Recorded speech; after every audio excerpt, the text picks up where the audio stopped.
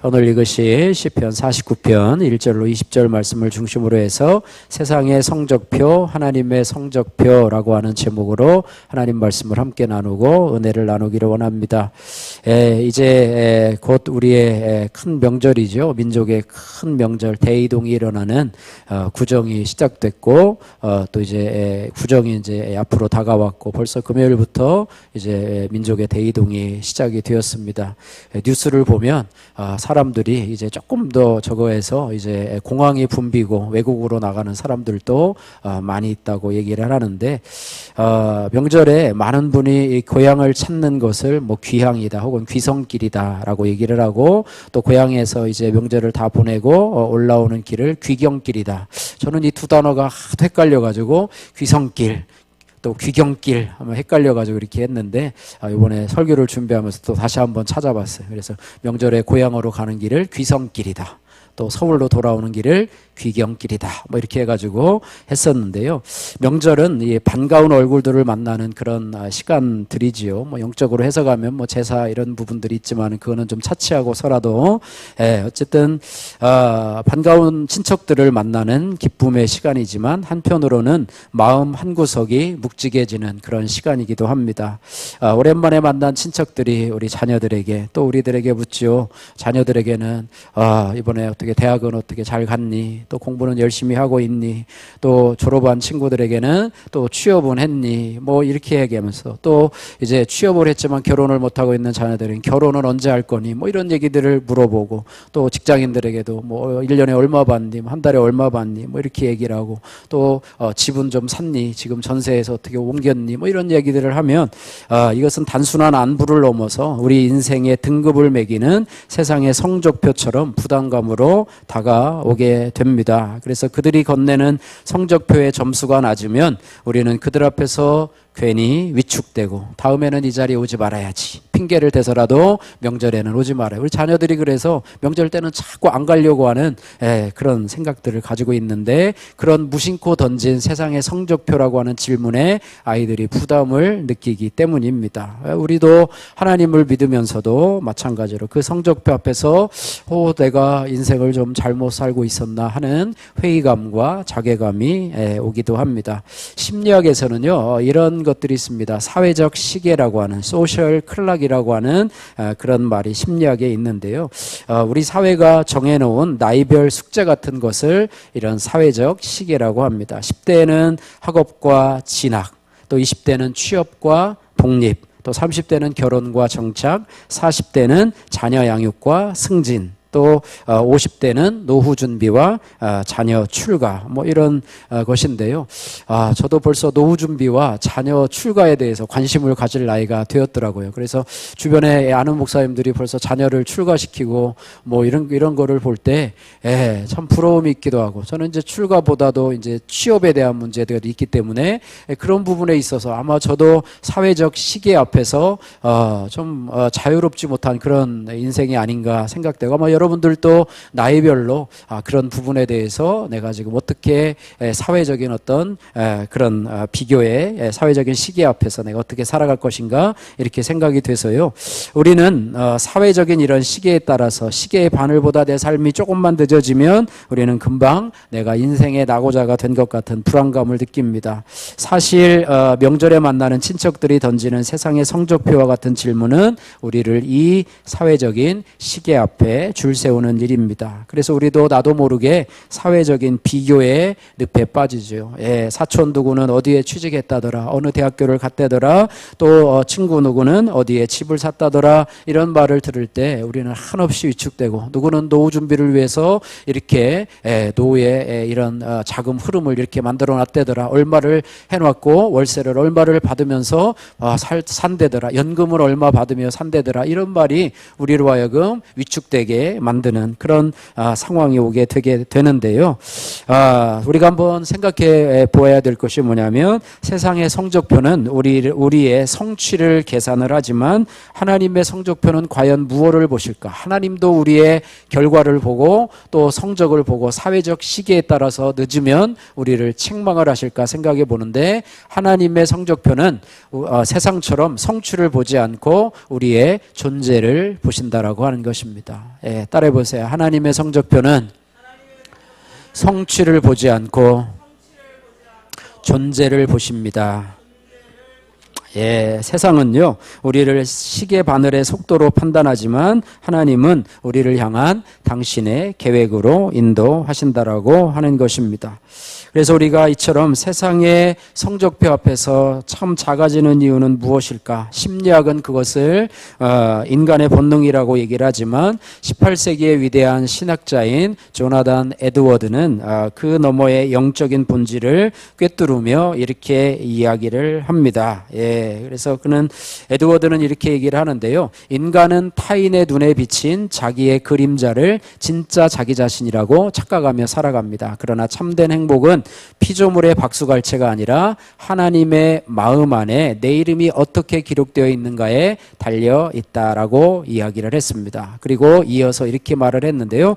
하나님께 인정받는 것만이 유일한 실제이며 그 이외의 모든 것은 그림자에 불과하다 이렇게 말하고 있습니다. 예, 그래서 세상의 성적표는요, 우리에게 끊임없이 그림자를 더 크게 키우라고 우리를 독려하는 것 같습니다. 몰아붙이고 있죠. 좋은 대학을 가고 좋은 직장에 취직해서 연봉을 높이고 또 아파트 평수를 넓히고 자식들의 성적을 올리고 노후 준비를 잘해서 타인의 눈에 비치는 내 그림자를 더 화려하게 만들라 이렇게 우리를 이렇게 다그치고 있는 것처럼 보입니다. 그런데 그 그림자가 세상의 그림자가 커지면 커질수록 우리의 영혼의 갈증은 심해진다라고 하는 사실을 우리가 기억해야 합니다. 그래서 그 빈자리는 하나님이 채워주셔야 할 빈자리라고 하는 것을 기억해야 하고 그것을 하나님이 채워줘야 할 영혼의 빈자리를 세상의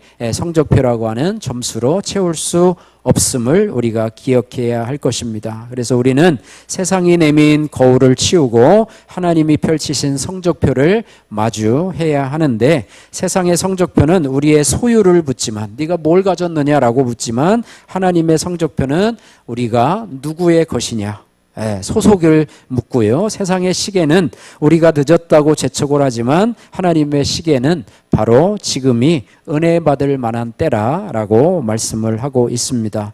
여러분 구정명절을 앞두고 하나님을 믿고 또 이 자리에서 예배를 드리시면서도 세상의 성적표 때문에 여전히 마음이 무거우신가요? 나는 왜 이 모양일까? 라는 회의감이 들면서 살아가고 있지는 않은지 오늘 이 해답을 주고 있는 것이 바로 오늘 시편 49편의 말씀입니다. 그리고 이것은 우리의 이런 어떤 갈등들 또 우리의 무거운 마음들에 주시는 하나님의 답변이라고 볼 수가 있습니다. 그래서 오늘 설교의 핵심은 뭐냐면 우리는 사라질 그림자인 세상의 성적표를 붙들고 살 것인가 아니면 영원한 실제인 하나님의 성적표를 붙들고 살 것인가 오늘 결단하는 시간이 되게 하시고 바라기는 여러분이 지금까지 붙들고 있는 세상의 성적표를 찢어버리시고 오늘 이 시간 하나님의 성적표를 붙들고 남은 생애를 살아가시는 저와 여러분들 되시기를 주님의 이름으로 축복합니다. 첫 번째로 우리가 1절에서 4절 말씀 살펴볼 때예요. 세상의 성적표는요, 조건을 보지만 하나님의 성적표는 중심을 본다라는 것입니다. 한번 따라해 볼까요? 세상의 성적표는 조건을 보지만 하나님의 성적표는 중심을 봅니다. 1절에서 4절 말씀, 오늘 본문 1절에서 4절 말씀 같이 한번 읽겠습니다. 뭇 백성들아 이를 들으라. 세상의 거민들아 모두 귀를 기울이라. 귀천 빈부를 막론하고 다 들을지어다. 내 입은 지혜를 말하겠고 내 마음은 명철을 작은 소리로 읊조리리로다. 내가 비유에 내 귀를 기울이고 수금으로 나의 오묘한 말을 풀리로다. 아멘. 오늘 본문 1절과 2절 말씀을 보면은요, 세상의 등급을 지우시는 하나님에 대해서 말씀하고 있는데요. 이 시편 기자는요, 1절에 보면 누구야 들으라 라고 얘기를 하고 있는데요. 1절에 보면 두 종류의 사람들이죠. 뭇 백성들아 이를 들으라. 그래서 뭇 백성들, 누구를 통칭하는 말이 아니죠. 뭇 백성들, 백성이면 누구나 들으라. 또 세상의 거민들아, 세상의 거민들아, 이것도 누구를 통칭하는 말이 아니죠. 선진국에 사는 사람들아, 뭐 이것이 아니라 아프리카에 사는 사람들아, 유럽에 사는 사람들아, 이게 아니라 세상의 거민들아 모두 귀를 기울이라 라고 이야기를 하고 있고, 또 2절 말씀에도 귀천 빈부를 막론하고 다 들을지어다 이렇게 말씀을 하고 있습니다. 세상의 성적표는요, 사람들을 귀와 천, 귀한 것과 천한 것, 그리고 빈, 가난한 자와 부한 자로 이렇게 갈라치기를 하지만, 하나님은 모든 사람을 단 하나의 청중으로 여기시고 묶으시는 하나님이십니다. 이는 하나님 앞에서 인간의 외적인 조건들이 그분의 말씀을 듣는 데 있어서 아무런 우선순위가 있는 것이나 가산점이 되지 않는다라고 하는 선언입니다. 그래서 세상의 성적표는요, 수평적인 비교입니다. 옆 사람보다 내가 얼마나 더 가졌는가, 그것이 점수의 핵심이고요. 그래서 명절이 피곤한 것이고 삶이 피곤한 것이지요. 사촌 누구는 어느 대학에 어느 직장에 갔다는데, 또 아무개는 사촌은 아파트를 샀다는데 우리를 끊임없이 옆을 바라보게 만들고 비교하게 만듭니다. 그러나 하나님의 성적표는 어떻습니까? 세상의 성적표가 수평적인 비교라고 하면, 하나님의 성적표는 수직적 관계라고 하는 거예요. 비교를 하지 않아요. 하나님을 바라보면서 수직적으로. 하나님은 우리에게 비교를 원해요. 어느 권사는 뭐 했던데, 어느 장로는 뭐 했던데 너는 어떠냐, 이런 거를 물어보지 않는 하나님이시라고 하는 것입니다. 하나님과의 관계, 수직적 관계를 하나님께서는 물으신다고 하는 것입니다. 그리고 하나님이 요구하는 것이 무엇인가? 3절 4절 말씀, 3절 4절 3절 한번 같이 읽겠습니다. 3절, 내 입은 지혜를 말하겠고 내 마음은 명철을 작은 소리로 읊조리리로다. 아멘. 예, 하나님이 요구하시는 것이 무엇이냐? 누구보다 잘했냐? 또 누구보다 못했냐? 이렇게 책망하고 우월하게 만드는 것이 아니라, 하나님이 요구하시는 것은 지혜와 명철이라고 하는 거예요. 예, 지혜와 명철. 잠언의 주제가 지혜와 명철이죠. 그래서 지혜는 뭐냐면 공부 잘하는 머리가 아니에요. 똑똑한 것이 아니고요. 세상 지식이 많은 게 아니에요. 여기서 지혜는 내 인생의 주인이 하나님임을 인정하는 영적인 감각이 바로 지혜라고 하는 것입니다. 예, 지혜라고 하는 거예요. 자, 다시 말하면 하나님과의 관계 속에서 나의 삶을 해석하는 능력이 바로 지혜라고 하는 것입니다. 여러분 요즘에 큐티 하시잖아요. 큐티 하시면서 우리가 자주 말하는 게 뭐냐면, 고난이 주제가 되고, 그죠? 고난이 주제가 되고, 성경이 교과서가 되고, 성령이 스승이 되는, 요즘에 양육훈련을 하면서 제가 외운 문장이에요. 지금 양육훈련을 3번이나 하고 있는데요. 고난이 주제가 되고, 성경이 교과서가 되고, 성령이 스승이 되는. 여러분 이 문장을 외워놓으시면 좋습니다. 이것이 뭐냐면, 말씀을 묵상함으로 인해서요, 우리의 삶에 고난들이 있지 않습니까? 고난들을 내 스스로 해석하는 것이 아니라 말씀으로 해석하는 능력을 키우는 거예요. 그것이 바로 뭐냐면 지혜요. 그것이 바로 뭐냐면 명철이라고 하는 것이고, 지혜와 명철을 가진다라고 하는 것은 하나님의 성적표에는 뭐를 보신다? 세상은 조건을 보지만 하나님은 뭘 보신다? 중심을 보시는데, 그 중심에 지혜가 있느냐, 명철이 있느냐, 나를 왕으로, 나를 인생의 주인으로 알아보는 영적 감각이 있느냐, 너의 인생을 하나님의 말씀으로 해석하는 그런 능력이 있느냐, 이런 것들을 보는 것이라고 하는 것이다. 예, 그래서 여러분 말씀을 묵상하면서 여러분의 삶을, 여러분의 인생을 말씀으로 해석하는 능력이 있다면 이 길을 지금 잘 걸어가고 계신 거예요. 하나님의 성적표를 지금 잘 쌓아두고 계신 거예요. 그러나 여러분의 인생을, 여러분의 고난을 아직도 내 생각으로, 경험으로, 내 소견에 오른 대로, 사사기처럼, 미가의 어머니처럼 이렇게 자기 소견에 오른 대로 해석한다면 아직도 내가 하나님의 성적표에 아직도 밑바닥을 치고 있다고 생각하면 됩니다. 세상은요, 무엇을 이루었는가라는 조건을 묻지만 오늘 하나님의 성적표는 그 마음에 하나님의 지혜와 명철이 머물고 있느냐, 이런 것들을 묻는다라고 하는 것입니다. 하나님은 성취물의 결과가 아니라 그 마음이 하나님의 진리의 말씀에 닿아 있는지, 그것을 하나님의 성적표의 제일 맨 꼭대기에 놓는다라고 하는 것입니다. 그래서 4절에 시인은 뭐라고 얘기를 하냐면 비유의 귀를 기울이고 오묘한 말을 풀리로다 이렇게 말했습니다. 4절 한번 같이 읽습니다.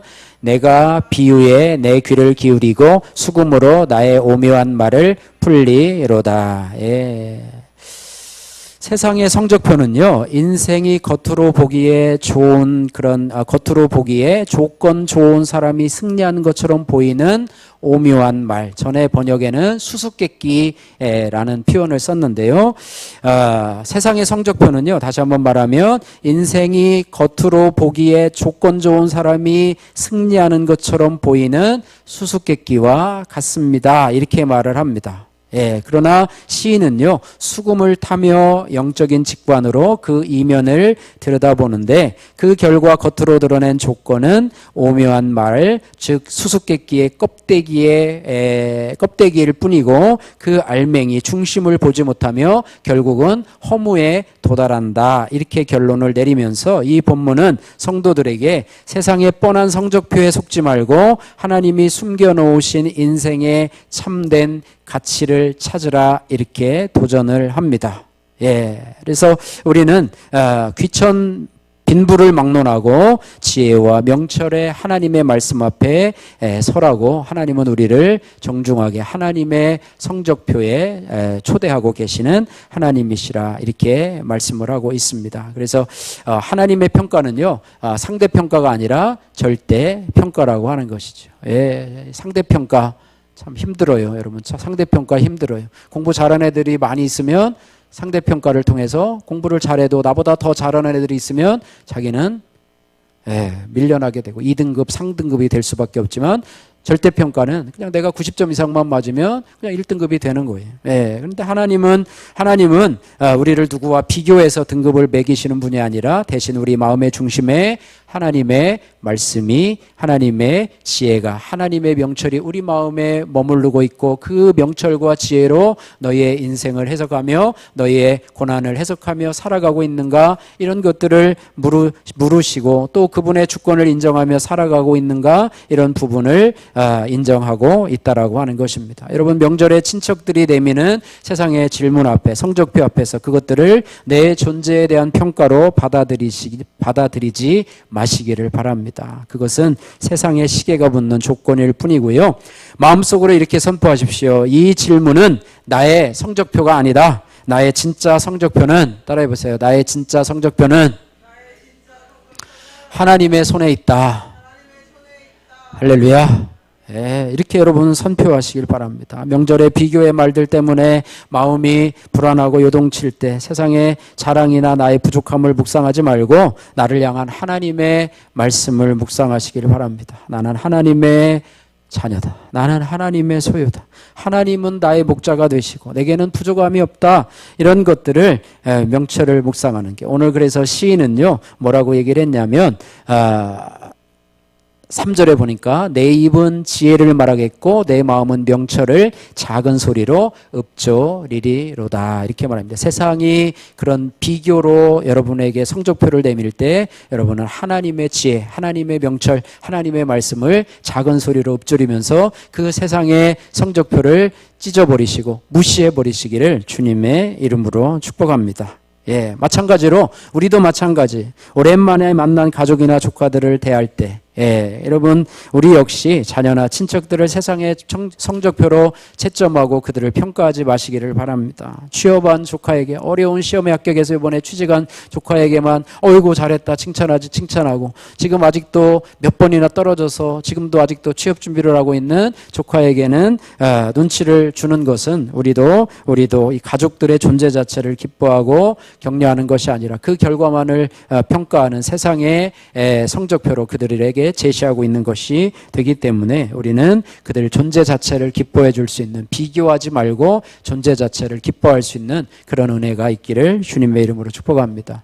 여러분, 자녀들도 비교하잖아요. 부모님들이 첫째는, 둘째는, 막내는 이런데 너는 왜 그러냐, 뭐면서 큰애는 왜 그런데 너는 왜 그러냐, 또 이웃집하고도 비교하잖아요. 이웃집 누구는 그런데 왜 너는 왜 그러냐, 뭐 이렇게 하잖아요. 여러분, 비교하지 마시고 하나님이 우리를 비교 평가하지 하듯이 우리도 여러분 자녀들 또 자체를 귀하게 여기시기를 주님의 이름으로 축복합니다. 예, 그런 은혜가 우리에게 있기를 원해서. 그래서 그런 거. 두 번째로요.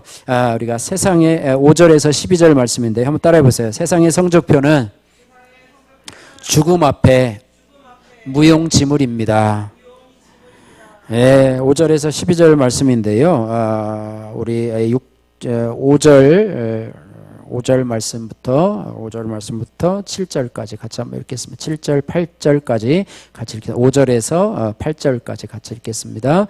죄악이 나를 따라다니며 나를 애워싸는 환난의 날을 내가 어찌 두려워하랴. 자기의 재물을 의지하고 부유함을 자랑하는 자는 아무도 자기의 형제를 구원하지 못하며 그를 위한 속전을 하나님께 바치지도 못할 것은 그들의 생명을 속량하는 값이 너무 엄청나서 영원히 마련하지 못할 것임이라. 아멘. 예. 여기서는요, 5절에서 12절은요, 세상이 가장 신뢰하는 그런 자산과 성취가 인간의 가장 근본적인 문제인 죽음 앞에서 얼마나 무력한지에 대해서 아주 적나라하게 설명을 하고 있습니다. 특별히 7절에서 9절은요, 이 속전의 불가능성에 대해서 말하고 있는데요. 속전이 뭐냐면 사람의 생명을 구할 때 대신 내는 돈을 속전, 영어로는 랜섬이라고 얘기를 하는데요. 예수님께서 우리를 구원하실 때 우리를 이 마귀의 권세, 지옥의 권세에서 우리를 구원하실 때 속전을 내셨는데 그 속전이 뭐냐? 예수 그리스도의 생명을 내어 주심으로 우리를 그 가운데서 구원해 주셨는데요.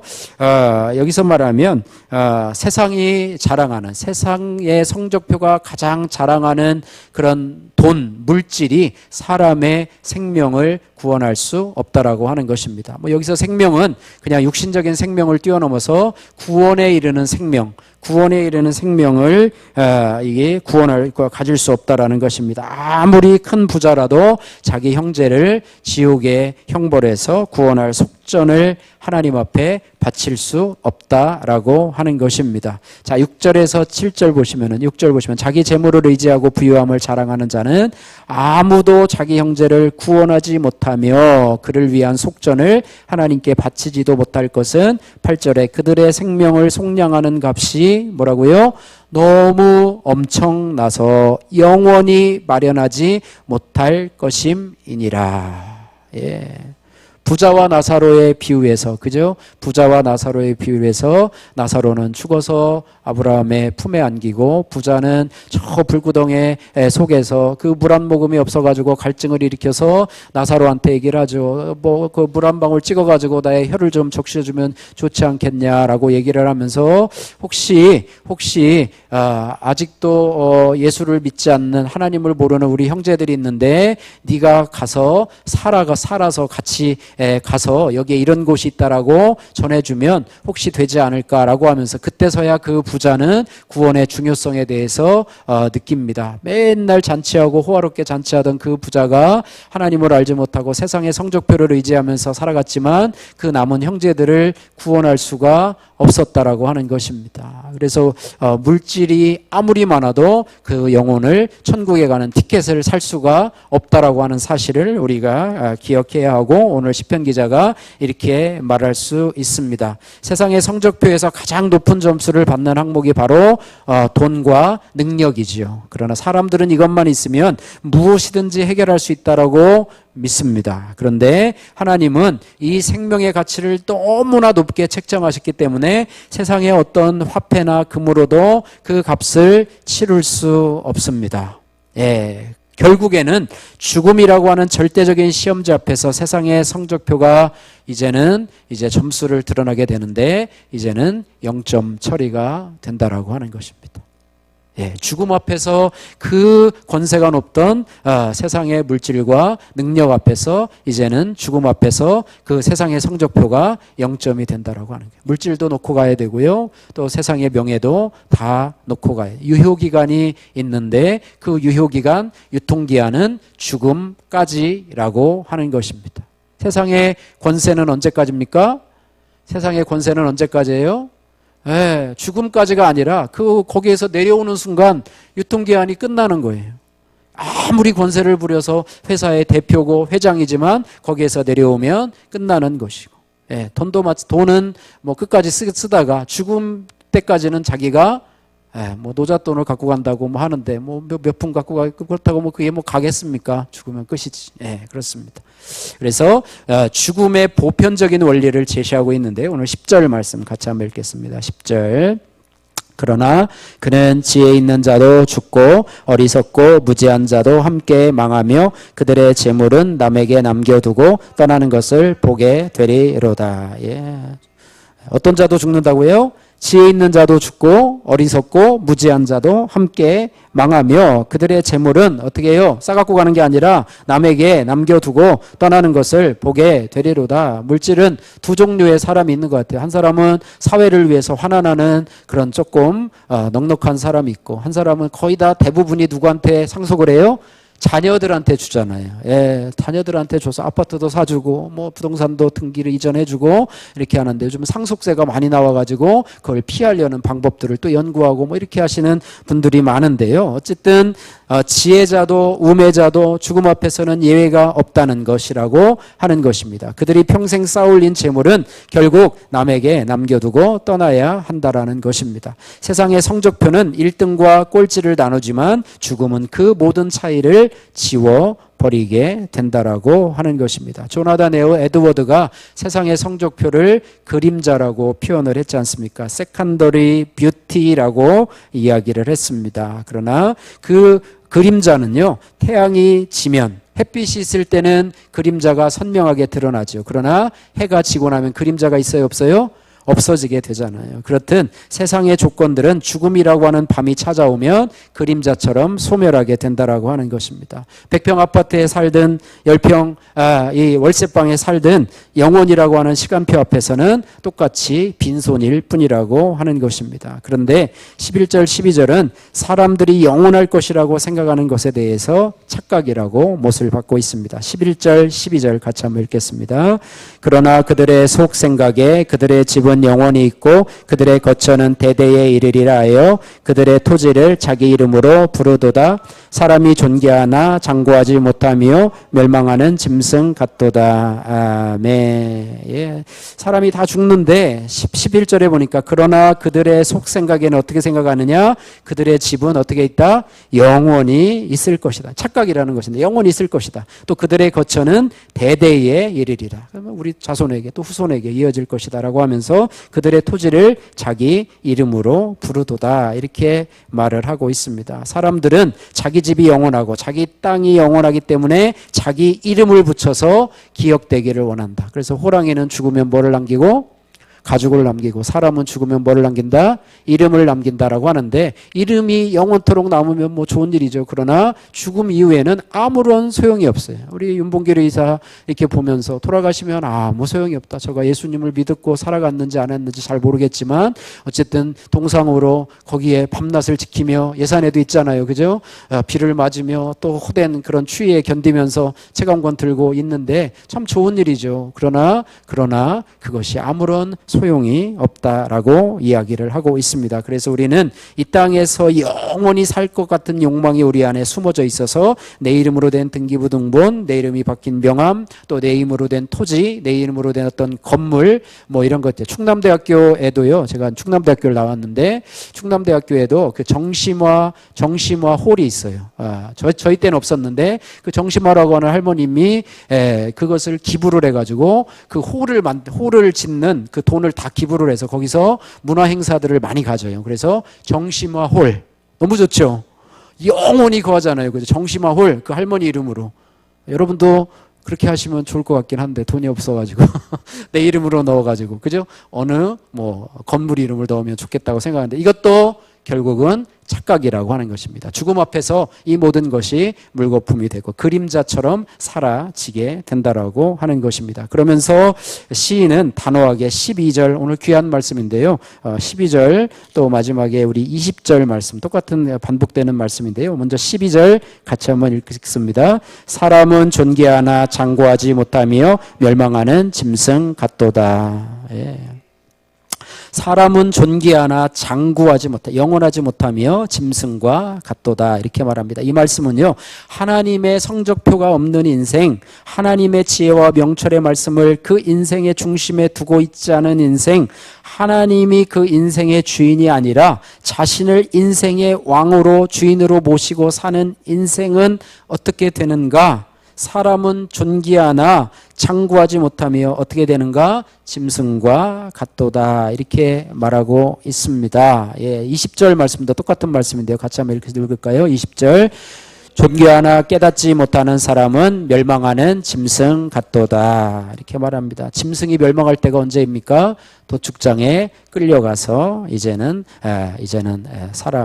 이제 사라지는 짐승이 그의 멸망이겠죠. 짐승은 천국이나 지옥을 가지 않기 때문에 그렇습니다. 어쨌든 그런 인생은 도축장에 끌려가는 짐승처럼 허무한 종말을 맞이할 뿐이라는 경고를 남기고 있습니다. 세상의 성적표는요, 우리에게 이름을 남기라, 소유를 늘리라 라고 유혹을 합니다. 그래야 죽음 이후에도 기억될 것이라 라고 우리를 유혹합니다. 그러나 오늘 시편은 단호하게 이야기를 합니다. 어떤 부자도 자신의 물질로 하나님 앞에 생명의 값을 지불하고 죽음을 피할 수는 없다. 예, 그 모든 것입니다. 그래서 우리가 명절에 자랑하고 비교하는 그 모든 것들의 유통기한이 있는데 그 유통기한은 언제까지라고요? 죽음이라고 하는 것입니다. 모든 것이 죽음 앞에서는 그 유효기간이 사라지게 되고 세상의 성적표는 0점 처리되고 만다라고 하는 사실을 우리가 기억해야 할 것입니다. 여러분, 유통기한이 있는 세상의 점수에 여러분 목숨을 걸겠습니까? 아니면 죽음을 이기게 하는 하나님의 은혜에 여러분 생명을 걸겠습니까? 여러분이 명절을 앞두고 여러분 결심해 보시기를 바라고요. 마지막으로 세 번째로 따라해 보세요. 하나님의 성적표는 영원으로 이어집니다. 예, 오늘 13절에서 20절 말씀인데요. 세상의 성적표가 죽음 앞에서 0점 처리된다고 하면 하나님의 성적표는 죽음을 뚫고 영원한 영광으로 연결됨을 보여주고 있습니다. 14절, 15절에는요, 어떤 상반된 그런 엇갈린 운명을 제시하고 있는데요. 자, 13절, 14절 같이 한번 읽겠습니다. 13절, 14절. 이것이 바로 어리석은 자들의 길이며 그들의 말을 기뻐하는 자들의 종말이로다. 그들은 양같이 스올에 두기로 작정되었으니 사망이 그들의 목자일 것이라. 정직한 자들이 아침에 그들을 다스리리니 그들의 아름다움은 소멸하고 스올이 그들의 거처가 되리라. 예. 깨닫지 못하는 사람, 장구하지 못한 멸망하는 짐승과 같은 사람, 세상의 성적표에 연연하는 사람들은 결국 어떻게 되느냐? 스올에 두기로. 스올은 무덤이라는 뜻이고요. 결국 말하면 지옥을 이렇게 비유적으로 표현하는 말이죠. 그리고 그들의 목자가 누구냐? 사망이 그들의 목자가 될 것이고 스올이 그들의 거처가 될 것이다. 이렇게 말하고 있습니다. 예, 그래서 아침이 오면 그들의 아름다움은 형체도 없이 사라지게 될 것이다. 조나단 에드워드의 말을 빌리자면 세상의 성적표를 의지하는 사람은 그림자가 빛과 함께 소멸하는 것과 마찬가지다. 이렇게 말하고요. 15절에는 하나님의 성적표를 의지하는 자들의 이 결말에 대해서 말씀하고 있습니다. 15절 같이 읽겠습니다. 그러나 하나님은 나를 영접하시리니 이러므로 내 영혼을 스올의 권세에서 건져내시리로다. 아멘. 그러나라고 말하고 있습니다. 운명이 갈려요. 그러나 하나님은 나를 어떻게 하신다고요? 영접하시리니. 할렐루야. 세상의 성적표를 의지하는 사람은 세상은 우리를 실적으로 영접하지만 하나님은 우리를 존재로 영접하십니다. 예, 그렇게 하고 여기서 내 영혼을 스올의 권세에서 건져내시리로다 라고 할 때 이 건져내다라는 것은요, 리딤이라고 하는 것인데요. 리딤이라고 하는 것인데요. 7, 8절에서 아까 인간이 물질로 결코 지불할 수 없었던 그 속전, 랜섬을 하나님이 친히 지불하셨다는 것을 암시하고 있습니다. 그래서 하나님의 성적표는요, 내가 쓴 것이 아니라 하나님이 예수 그리스도를 통해서 대신 써주신 은혜의 성적표이기 때문에 그것이 바로 영생으로 영원한 생명으로 이어진다라고 하는 것입니다. 그래서 우리는 두려움을 갖지 말고 여러분 하나님이 나를 영접하신다. 하나님이 나를 영접하신다. 이렇게 말하고 있습니다. 마지막 20절 말씀하고 이제 말씀을 마치도록 하겠습니다. 우리 20절 한 번만 더 읽고 한번 하겠습니다. 20절 같이 읽습니다. 존귀하나 깨닫지 못하는 사람은 멸망하는 짐승 같도다. 예, 존귀함을 회복하는 길에 대해서 말씀을 해주고 있는데요. 깨달음의 가치에 대해서 설명을 하고 있습니다. 성경 구절은 존귀하나 깨닫지 못하는 사람은 멸망하는 짐승 같도다. 깨닫지 못하는 사람.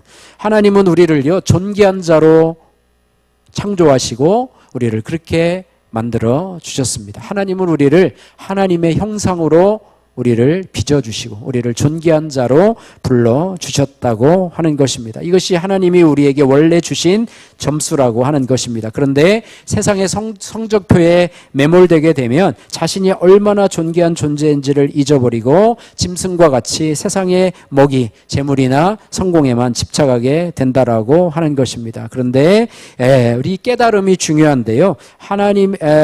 내가 하나님의 성적표 안에 있는 존귀한 자임을 깨닫는 순간 우리는 비로소 짐승 같은 삶의 굴레에서 벗어나 영혼을 사는 성도가 된다라고 하는 것입니다. 성도 여러분, 세상의 성적표는 우리를 죽음으로 배웅하지만 하나님의 성적표는 우리를 영원으로 마중 나오게 되고 15절의 약속처럼 하나님은 세상의 성적표를 의지해서 하나님을 나의 왕, 나의 하나님으로 모시고 지혜와 명철을 내 중심에 깨닫고 살아가는 자를 하나님은 우리를 영접하실 것이다. 잘 왔다 착하고 충성된 종들아, 내 이름을 아시고 나의 그런 기도와 눈물을 들어주시고 나를 영접하셔서 영원한 천국으로 인도하실 것이라고 하는 것입니다. 하나님의 성적표는 인간이 치룰 수 없는 생명의 속전을 하나님이 친히 예수 그리스도를 십자가를 통해서 친히 치르심으로 완성이 되었고 이는 죽음 넘어 영원한 영접으로 이어짐을 기억해야 합니다. 그래서 우리는 오늘의 존귀함을 나중에 행복해지기 위해서 오늘의 존귀함을 포기하지 마시기를 주님의 이름으로 축복합니다. 우리는 이미 영원한 생명, 영원한 영생을 얻은 자답게 명절에 만나는 자에게 세상의 점수가 아닌 하나님의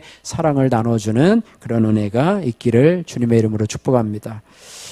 말씀을 맺겠습니다. 우리 조나단 에드워드는요, 오늘 계속 몇 번 얘기했는데요, 매일 밤 잠들기 전에 이렇게 자기에게 말을 했다고 합니다. 오늘 나는 영원을 위해 살았는가라고 묻고 생각하고 하루를 마감했다고 그럽니다. 이번 명절에 여러분 귓가에 세상의 거친 파도 소리가 들려올 것인데 너는 언제까지 그러고 살 거냐? 그 점수를 가지고는 행복할 수 없어라고 말을 할 것입니다.